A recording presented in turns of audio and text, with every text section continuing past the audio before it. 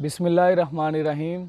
रिश्ता जो ना हो कायम मोहम्मद से वफ़ा का, रिश्ता जो ना हो कायम मोहम्मद से वफ़ा का, जीना भी बर्बाद है मरना भी अकारत है। उम्मीद करता हूँ कि आप सब खैरियत से होंगे। मैं इस वक्त मौजूद हूँ तुर्की के शहर इस्तांबुल में, और आज हम बात करेंगे कि तुर्की का विज़िट वीज़ा कैसे अप्लाई किया जाता है।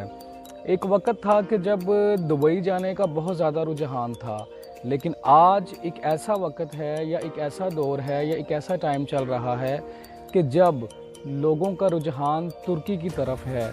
उसकी दो बड़ी वजूहात हैं। सबसे पहली वजह जो है वो ये है कि तुर्की एक खूबसूरत और एक दिलकश मुल्क है कि जिसको देखने के लिए, जिसकी खूबसूरती को देखने के लिए लोग सैरो सियाहत के लिए तुर्की का रुख करते हैं। और दूसरी बड़ी वजह जो तुर्की की है वो है तुर्क सीरीज़, जो कि डेरेलिस इर्तुगरुल और कुर्लुश उस्मान है, जिसने पूरी दुनिया की फ़िल्म इंडस्ट्री को तबाह करके रख दिया है। आइए अब बात करते हैं कि तुर्की विज़िट वीज़े के लिए आपको किन किन डॉक्यूमेंट्स की या किन किन कागजात की ज़रूरत है, ताकि आप बआसानी अपना तुर्की का विज़िट वीज़ा हासिल कर सकें। सबसे पहले आपके पास आपका पासपोर्ट का होना बहुत ज़रूरी है, जिसकी 6 माह तक वैलिडिटी हो। दूसरे नंबर पर 2 फ़ोटोग्राफ्स यानी 2 तस्वीर 2x2 की, वो भी मैट फिनिशिंग में। तीसरे नंबर पे पोलियो कार्ड, जो कि आप किसी भी गवर्नमेंट हॉस्पिटल से फ्री ऑफ कॉस्ट हासिल कर सकते हैं। चौथे नंबर पे आपका डॉक्यूमेंट है FRC यानी फैमिली रजिस्ट्रेशन सर्टिफिकेट, जो कि आप नादरा के दफ्तर से कुछ फ़ीस अदा करके बआसानी हासिल कर सकते हैं। उसके बाद आपका है MRC, यानी कि अगर आप शादीशुदा हैं तो आपको अपना मैरिज रजिस्ट्रेशन सर्टिफिकेट साथ अटैच करना होगा।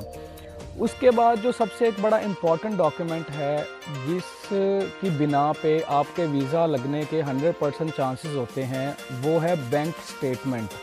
बैंक स्टेटमेंट जो है वो आपकी तकरीबन 3 मंथ पुरानी होनी चाहिए, और उसके साथ आपका अकाउंट मेंटेनेंस सर्टिफिकेट होना चाहिए, जिस पे बैंक के मैनेजर के सिग्नेचर हों। फिर आपकी बैंक की स्टेटमेंट जो है उस पे जो बैलेंस होगा, एंडिंग बैलेंस, उसमें 3 से 4 लाख रुपए की अमाउंट शामिल हो, तब ही आप उसको अपने जो आप अपनी वीज़े के लिए फ़ाइल तैयार करेंगे उसके साथ आप अटैच कर सकते हैं। अदरवाइज़ अगर आपकी वैलिडिटी जो है उसकी बैंक स्टेटमेंट की अगर 3 माह से कम की आप साथ लगाते हैं तो वीज़ा लगने की रेशो बहुत कम है, और अगर आपका एंडिंग बैलेंस जो है वो 3 या 4 लाख से कम है तो वीज़ा लगने की रेशो बहुत कम है।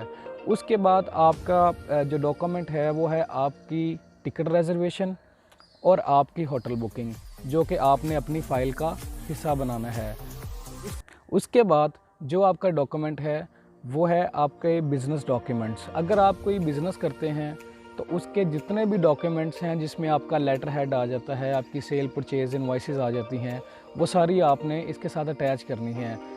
उसके बाद अगर आप एम्प्लॉय हैं, किसी कंपनी के एम्प्लॉय हैं, तो आपने साथ एम्प्लॉयमेंट लेटर लगाना है, जिसमें आपने लिखना है कि मैं इस कंपनी में काम कर रहा हूँ, इस डेजिग्नेशन पे काम कर रहा हूँ, मेरा ये ओहदा है, मैं यहाँ ये काम करता हूँ।